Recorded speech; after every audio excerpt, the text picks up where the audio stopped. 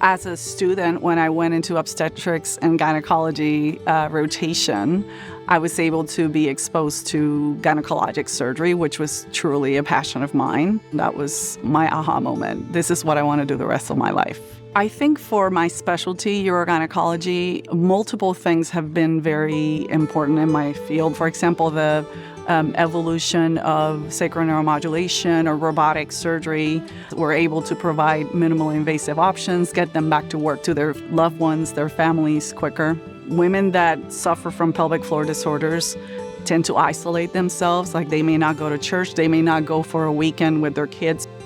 A story that really touched me, a particular patient that in the last year told me, I feel that I cannot live like this. And as I got to know her, we just really connected. And I understood that she truly felt the form, that it was truly affecting her marriage and her intimacy. And I accommodated for her surgery. And I mean, her demeanor changed. She just came to be a completely different person. Come to find out, she actually had an unsuspecting cancer that ended up being removed as part of the surgery.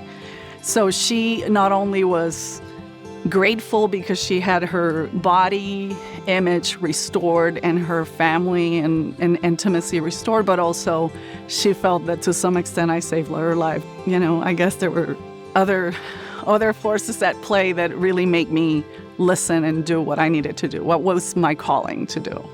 I am Sara Diaz, a urogynecologist practicing at Intermountain Health.